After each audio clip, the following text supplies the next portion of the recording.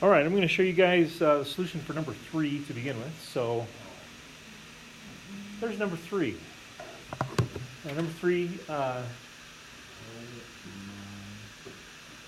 asked us to prove that g of x graph is continuous at x equals -1/2. So if you're going to do that, remember that you've got to use one-sided limits. So that's what my very first statement is all about. Limit from left, limit from right, and the value of the function at that particular point. And I found out that they're all -3's. And so since all of those are -3's, oh shoot, there's a typo. It should be x equals -1/2. Let me fix that.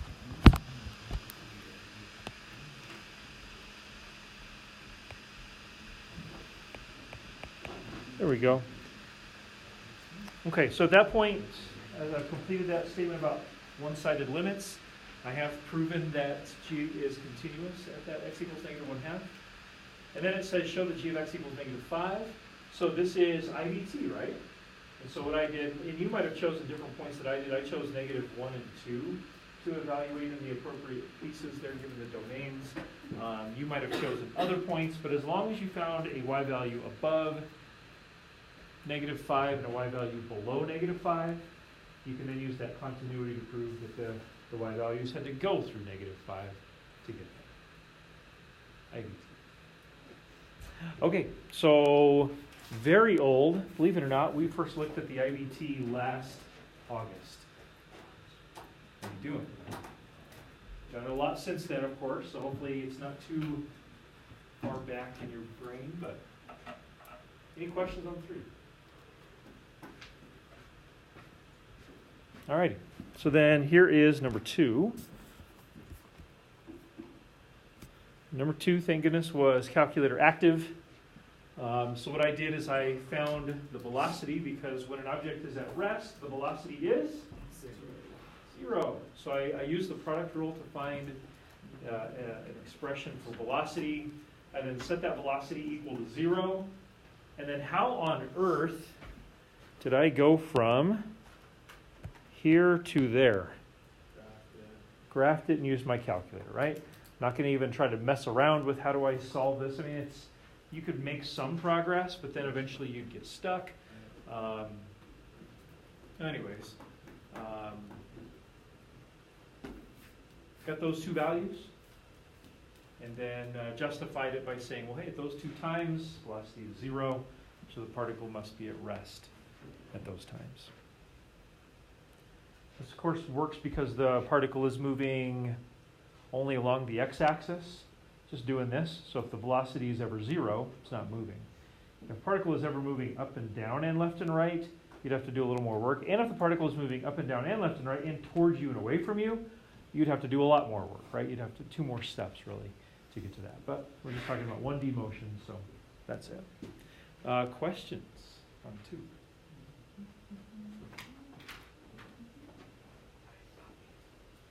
Okay, so then number 1 was, like I said, was the newest, and it's also, of these 3, is very much of just the most skill-based. It's basically, there are 3 skills there, and can you do those 3 skills? So the first one there was a Timmy messed it up. He messed up the chain rule. He was off by a factor of 3, and so that's where you get that 1/3 e to the 3x. We can talk about any of these terms if you want. The second term there, once you got the 7 out, was just a straight up arctangent. And then the last one, you had to do the division, actually split it up. And that's what this is all about here. I simplified that real quick. And then I did the antiderivative of each of those 2 terms. So we can discuss any of those little in-between steps if you would like. Can we just kind of go over how to do the last term a little bit? I'm pretty confused there. Absolutely. So the last term, so here, let me give you a real general thought, and I think it's a good general thought here. If you ever have an integrand that's a fraction, and the degree of the numerator is bigger than the degree of the denominator, the way to go is just do the division. Okay. So with this one, what that looks like. Because the denominator is just a monomial, it's like a single term, this would be one way you could do it. You could go x to the fourth minus 1, and then you could just flip that denominator up to the top, and then do the distributive property. So it'd be here and here. And of course, when you multiply like bases, you add exponents. So 4 plus negative 1/2, that's where I got my 7/2. And then this is obviously a much simpler distributive property. So that's one way to do it. Can I show you a different way? Yes. Okay, so here's an alternative. Similar, but different looking. You could say, all right, it's x to the fourth minus 1 over x to the 1/2. And then again, because that denominator is a monomial instead of like a binomial or a trinomial, you could just do this, x to the fourth over x to the 1/2 minus 1 over x to the 1/2. Okay. And then you would simplify similarly, right? If you're dividing like bases, you subtract exponents. So there's your x to the 7/2. And then I would just flip this up to get that. Get you to the same place. Okay. Okay. Absolutely. What if that denominator wasn't just a monomial? What if it was a binomial, like x minus 3? What would you suggest we do? Synthetic division, long division, either way. Anybody favor long division in that scenario? We're all on board with synthetic? Okay, just checking. Okay, Joe, did I answer your question well enough? Yes, you did. Okay. You're not going to hurt my feelings if you say no. I just want to make sure you're good. I understand. What about the rest of you all? Any other parts of that? What about the arctan? Are you okay with the arctan? Okay. I think, like I mentioned this before Christmas, I think a lot of the antiderivative stuff that we'll find that recognition is a big key to knowing what to do. And we're going to work a lot on that today and tomorrow, recognizing. And if you think about it, isn't good recognition based on you seeing something a lot? Like, wouldn't you be slightly alarmed if when you walked into the room this morning, if I looked at you and said, hey, how you doing? I've never met you. What's your name? Would that be a little alarming, right? You'd say, well, hey, didn't we spend like the whole first semester together? You should, maybe you forgot my name, but you shouldn't look at me like you've never seen me before, right? I've seen you a lot. I should be able to recognize you. So we're going to go in for that with these antiderivatives. You all good? Last chance here to say anything about our little warm-up here. We're good? Okay, cool. All right. I'm not surprised. Seems like you guys have good memories. Okay. So I said this a lot in the first semester. I'm going to say it again today. I'll say it a lot this semester as well.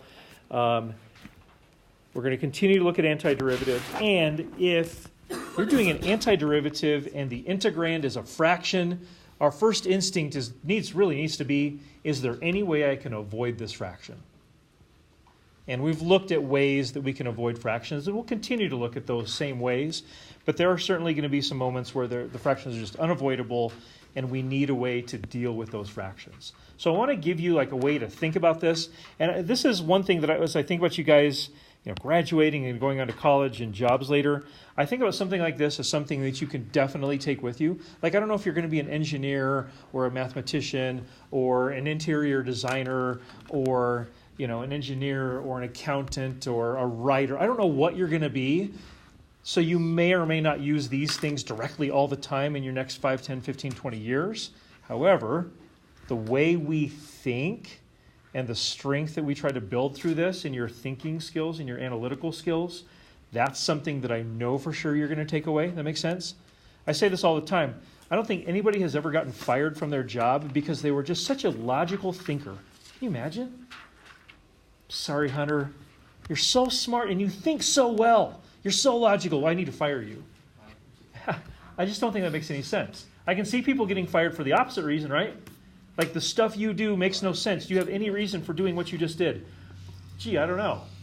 Did you think that through? Is there any logical process you use to take action? You're like, I don't know. That seems like something you'd get fired for, right? So that's what we're trying to build here. So here we go. If you see a fraction, thought number one, can I avoid it? And sometimes it's going to be very obvious, like when the degree of the numerator is bigger than the degree of the denominator. That's a situation where you can mostly avoid the fraction. You just do the division. So if the answer is no, I don't think, maybe I'm not sure, maybe I can't avoid it, then here's what we go to next. Thought number 2. Is it natural log? Is it going to end up being a natural log? And I just want to remind you of how that works. Here's how you make the decision here. Is it natural log? I don't know. Here's how you answer it. Is it the integral of, is the derivative of the bottom the top? I remember we're doing this with derivatives and chain rules and so we've done this with logarithms already. If the derivative of the bottom is the top, or maybe Timmy just messed it up a little bit, then it's going to be natural log. Okay? I've kind of developed this over time, and I think this is a really good order to do this in as well. You can do whatever order you want. This is what I recommend. Okay, so if you look at that and you say, is it natural log? And your answer is, no, I don't think so. Then we'll move on to something else.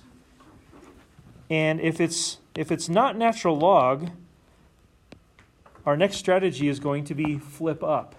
So we're just going to take the denominator and flip it up. And this is actually going to be one of those scenarios where we actually can avoid the fraction. So originally you might have said, I don't know if I can avoid the fraction, or I don't think I can. Well, if it's not natural log, why don't you revisit it and see if maybe indeed you could have flipped it up and avoided the fraction. Okay? And there might be some Timmy issues there. There's going to be Timmy issues with all these, potentially. Okay. So then, if you can't avoid the fraction, and it's not natural log, and it's not flip up, that only leaves one other set of possibilities, and that is arcsine or arctangent. So if you were to approach a question like this, and you looked at numbers 1, 2, 3, and 4, and you said no to all of them, you've gone out of bounds for our class. In our class, on the AP test and all that stuff, it's going to be something in there, right? It's either going to be something where the fraction can be manipulated or changed, or it's going to be natural log, or it's going to be flip up, or it's going to be arctangent or arcsine. Those are the only possibilities. So it's going to be in there somewhere. I save arctangent or arcsine for the end. I like this order. You can feel free to change the order if you want, but this is how I'll typically present this. Okay?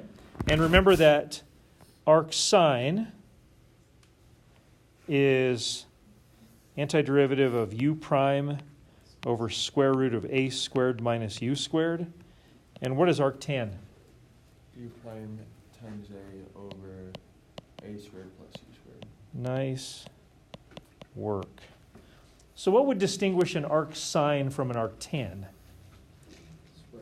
Square root is a big one, and then what's the other thing?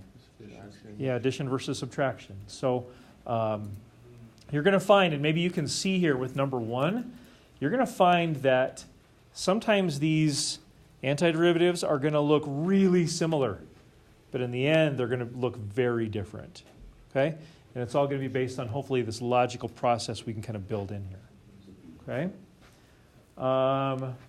So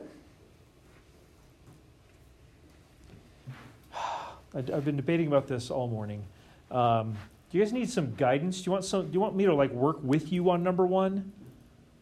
Yes.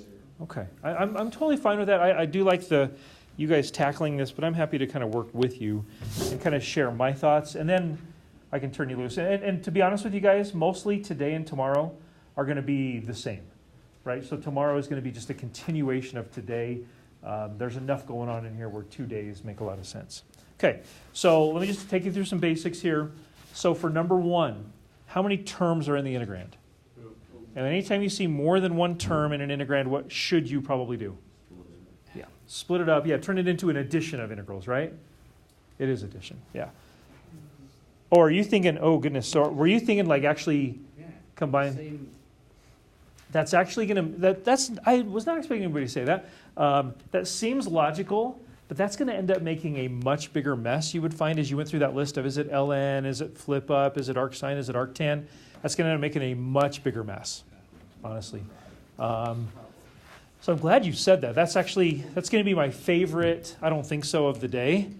If you ever find yourself tempted to do that, maybe stop and think, should I split it up? Okay. I think that's you bring up a very good point. You really do. Okay, so here's what I would do. No, honestly, sometimes our class can't really move forward unless somebody makes a suggestion that in the end we look back and say that was a bad suggestion. Sometimes we need that to move forward, right? We absolutely do. Thanks for suggesting that. Okay, so all I'm doing here is splitting this up. And once I have split this up, I'm going to go through my steps kind of individually. So on the fraction on the left, at this point, I'm not sure if I can avoid this fraction. So I'm going to jump in and ask myself the first question, is this natural log? I'm just looking at the first term here. So we ask ourselves, is the derivative the bottom, the top? So the answer is no. So it's not ln. What's the one symbol that if it wasn't there, it actually would be ln? The square root. If you took away that square root from that first term, wouldn't the derivative of the bottom just be negative 18x? And that means Timmy messed up by a factor of negative 18, easily fixed by us, and it's actually ln. That square root messes it up. So it's not natural log. I'll just keep a little running tab over here. It's not natural log. The next idea is flip up, and I think the best way to test this is to actually flip it up and see what happens. So here's what this would look like. Antiderivative of x, and if it's going to work, it needs to be this to the negative 1/2. And this is where we can make a determination. So this is now a product, and part of the product is composite. Can anybody think of, like, how would I determine whether this is actually going to work or not? It's something we did a lot of actually pre-Christmas. You did a little bit of it in the warm-up. Got a product. And obviously, I'm sure you all can see that this is composite. What kind of rule goes with composite functions in calculus? The product rule. Not the product rule. Chain rule. So is the chain rule presented correctly here? So 50% chance, yes. that's the inside, right? If the chain rule was going to be presented correctly, I heard a lot of people say no. Could we fix it? Timmy messed this up, didn't he? How badly did he mess it up? Not bad. By specifically, what did he mess it up by? Negative, though, right? Negative 18. So if I look at this and I think to myself, if I just multiplied this by negative 18 and this by negative 1/18, don't I have a perfect chain rule? Timmy messed it up, but we just fixed it. You know what we've discovered? It might not be natural log, but it is flip up. Okay, so this is one where the fraction can sort of kind of be avoided. So this one would finish out as negative 1/18 times 25 minus 9x squared to the 1/2 times 2.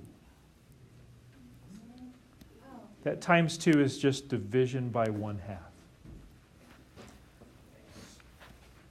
How you guys doing? Okay, well, let's keep rolling with this other one.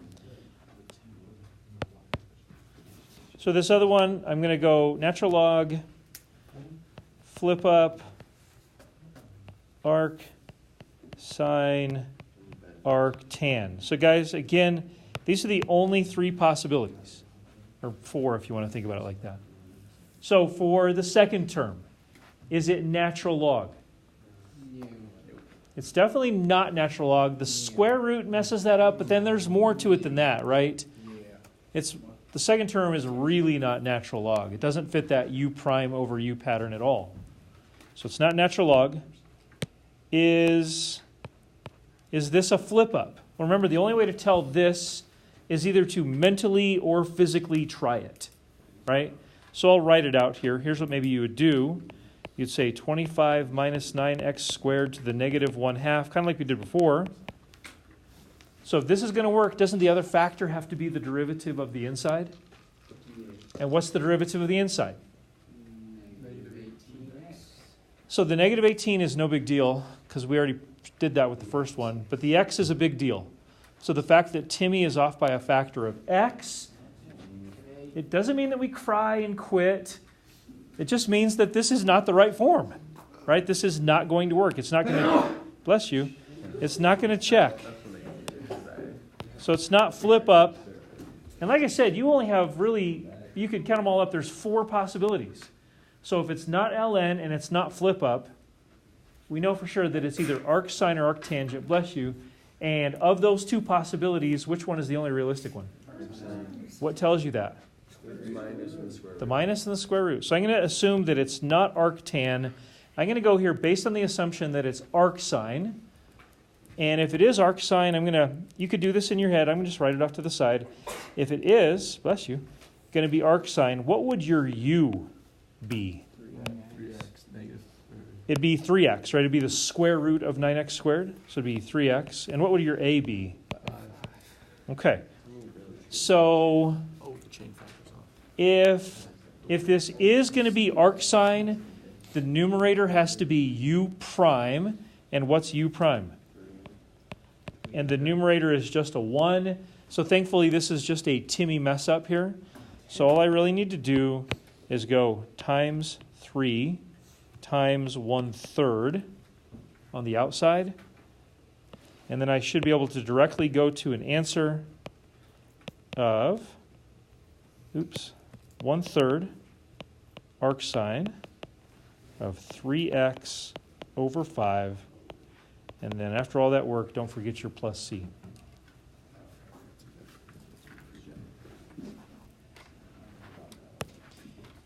And other than doing a little bit of simplifying on that first term, that's all you can really do there.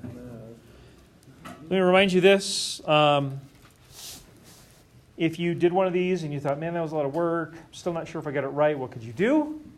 Go backwards. Go backwards by doing the derivative to check it out and see if you get the same thing you started with. Okay, so you're starting to get the hang of this? Let me give you some good news. I think you already know this. With a little bit of practice and then a little bit of more practice, you'll get better. And maybe more importantly, you'll get faster. Right? You'll just look at it and be like, it's arcsine, done. But I do want to caution you. I said this at the start. I'm sure you noticed this. Do you see how these 2 terms, golly, at first glance, they look the same? And then you look a little bit deeper and you're like, well, they're almost the same, but the answers are very different. One of them is an inverse trig. The other one is just, an analytical expression. So they can be very different based on small details. And I think you will find that number 2 is similar. Can I give you a few minutes to try number 2? So please try number 2 using the same kind of logic and thoughts. I'll be around. Anybody have any questions on 1? Any lingering wonderments? Start by asking yourself, is it natural log? The answer is no. Ask yourself, can I flip this up? The answer is no. You're down to arcsine, arctan. Shirley, what's up? Yeah. So when you have a product that's composite, so what this goes back to is if you have, okay, I'll just do it like this. If you have the antiderivative of f prime of g of x dx, as long as this is set up correctly, don't you just get f of g of x plus c? So if you look at what's happened here, I've really only differentiated the outside, anti-differentiated the outside function. So when I look at this, when I look at this up here, we fixed Timmy's mess up. So the chain rule is stated perfectly now. So to reverse the chain rule, all you really do is you find the antiderivative of the big outside box. Okay, yeah. And here, in this case, the outside function was just something to the negative 1/2. And the way that you find the antiderivative of something negative 1/2 is you add 1, giving us this exponent, Over one. and then you divide by the new exponent, giving you this. Oh, I see. The inside remains the same. Okay. Sometimes people will look at this and say, oh my gosh, where did that go? It seems to have disappeared. Yeah. Where it went? What inside? Yeah, back in the box, back where it came from, right? It came from out of the box. Yeah. We're just putting it back in. Okay, cool. I got it. Make sense? Okay, good. Thank you. Yep. Expand. So I'm confused on this stuff. So where you take the fraction of Yep. and then how do you like get to 2 to the negative 1/3? Or in this case, like how do I go from this to this?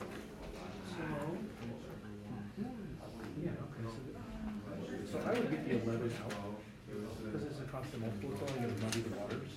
So like anytime you've got a constant multiple like that, just automatically go on the outside. So I want you to erase the 11. Okay, so you've already decided for the first term it's not natural law, right? Yeah. So really the thing is but back here, so you flip this up, I think that's a valid move. So now we do to check this and we ask ourselves, clearly see this is right? It's a function within a function.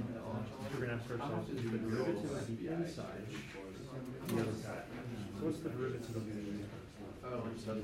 Is the other factor. But the fact that Timmy is off by just a numerical factor, maybe by the way. So if I go ahead and put 8 times this, so at that point, then it fix the chain rule. The derivative of the inside is the outside factor. But I can't just change that and multiply by 8 and balance that by division. So effectively what I've done is I've multiplied this one by 8 and divided it by 8, which is by 1. So this is going to end up being a function. So then what do you do with this? Remember when we did this? I wrote it up there in black and orange. Remember how we said that the antiderivative of f prime of g of x is f of g of x? Notice how it looks like I've only antidifferentiated like the f prime. And that's going to be the case here. So f prime up there represents it's like this big box. The big box here is the negative 1/2. That's the outside. So that I handle this, we just need to kind of antiderivative something. So I would just